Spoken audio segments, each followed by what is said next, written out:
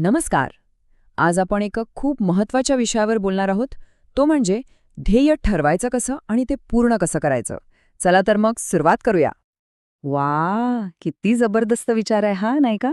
म्हणजे बघा, एका वेळी 1000 गोष्टी करण्यापेक्षा एकाच ध्येयावर 1000 वेळा काम करणं कितीतरी जास्त महत्वाचं आहे. कारण जेव्हा आपलं लक्ष विखुरलेलं असतं ना, तेव्हा खरं तर हातात काहीच लागत नाही. तर मग प्रश्न हा आहे की हे लक्ष केंद्रित करायचं तरी कसं?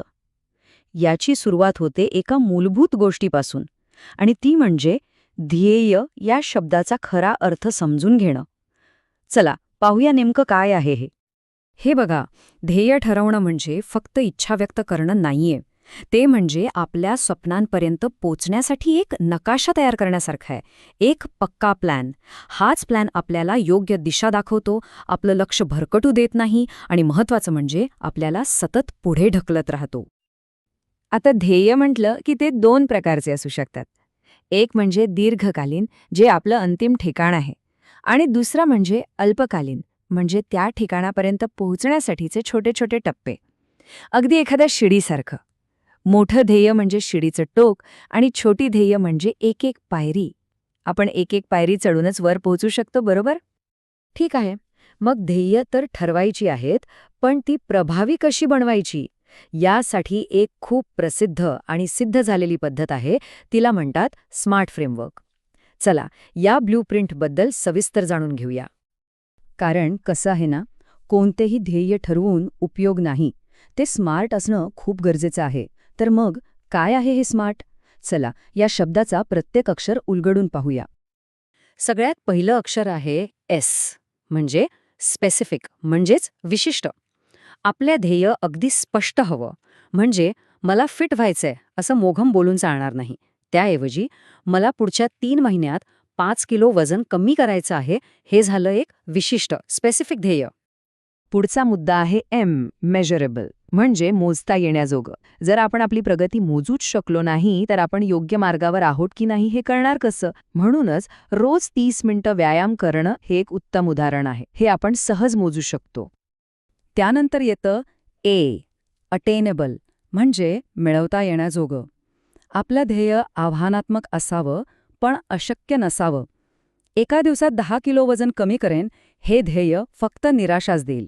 त्यापेक्षा एका महिन्यात 1 किलो कमी करेन हे ध्येय अधिक वास्तववादी आहे, आणि ते पूर्ण झाल्यावर आत्मविश्वासही वाढतो. पुढचं अक्षर आहे आर, रेलेव्हंट, म्हणजे प्रासंगिक किंवा संबंधित. आपण जे ध्येय ठरवतोय ते आपल्या मोठ्या स्वप्नांशी, आपल्या आयुष्याच्या दिशेशी जुळणारं हवं.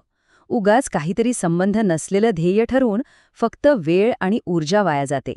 उदाहरणार्थ, जर लेखक बनायचं असेल तर रोज 1 पान लिहिण्याचं ध्येय अगदी परफेक्ट आहे. आणि शेवटचा आणि सगळ्यात महत्त्वाचा मुद्दा, टाइम बाउंड, म्हणजे वेळेचं बंधन. प्रत्येक ध्येयाला एक डेडलाईन असायलाच हवी, नाहीतर आपण ते काम सतत पुढे ढकलत राहतो. पुस्तक लिहायचं आहे असं म्हणण्यापेक्षा 6 महिन्यात पुस्तक लिहून पूर्ण करायचं आहे असं ठरवलं की आपोआप कामाला गती येते. बरं, तर आता आपल्याला स्मार्ट ध्येय कसं ठरवायचं हे कळलंय. पण फक्त ध्येय ठरवून थांबायचं नाहीये, नाही का? आता खरी वेळ आहे कृती करण्याची. चला तर मग एक 6 पायऱ्यांची ॲक्शन प्लॅन पाहूया, जी या ध्येयाला प्रत्यक्षात आणेल. बघा, ही योजना अगदी सोपी आहे. पहिलं, आपलं स्मार्ट ध्येय पक्कं करा. दुसरं, त्या मोठ्या ध्येयाचे छोटे छोटे टप्पे बनवा. तिसरं, प्रत्येक टप्प्यासाठी लागणारी माहिती गोळा करा. चौथं, नक्की कोणती कामं करायची आहेत त्याची यादी बनवा. 5वं, या कामांचं एक वेळापत्रक तयार करा, रोजचं किंवा आठवड्याचं. आणि 6वं, सगळ्यात महत्त्वाचं, त्या वेळापत्रकाप्रमाणे काम करा आणि आपली प्रगती तपासा. ही 6 पायरी योजना म्हणजे यशाचा एक सरळ, सोपा मार्ग आहे. याचं पालन केलं तर ध्येय गाठणं नक्कीच सोपं होईल. चला, आता आपण शेवटच्या टप्प्यात आलो आहोत. आत्तापर्यंत जे काही आपण पाहिलं ते थोडक्यात पुन्हा एकदा पाहूया. काही महत्त्वाच्या टिप्स ज्या ध्येयपूर्तीच्या प्रवासाला सुरुवात करताना नेहमी लक्षात ठेवायला हव्यात. या काही गोष्टी नेहमी लक्षात ठेवा. आधी ठरवा की ध्येय आयुष्याच्या कोणत्या भागाशी संबंधित आहे, करिअर की वैयक्तिक. मग काय मिळवायचं आहे ते स्पष्टपणे लिहा. प्रगती कशी मोजणार ते ठरवा. एक डेडलाईन नक्की टाका. आणि हो, आपलं ध्येय स्मार्ट आहे की नाही हे परत एकदा तपासा. आणि गरज वाटल्यास त्यात बदल करायला अजिबात संकोच करू नका. तर मग आता विचार करण्याची वेळ आहे. असं कोणतं एक ध्येय आहे ज्यावर आजपासून काम सुरू करता येईल? एक गोष्ट लक्षात ठेवा, ध्येय ठरवणं ही प्रवासाची केवळ सुरुवात आहे. खरा आनंद आणि समाधान तर तो प्रवास पूर्ण करण्यात आहे. या प्रवासासाठी खूप खूप शुभेच्छा.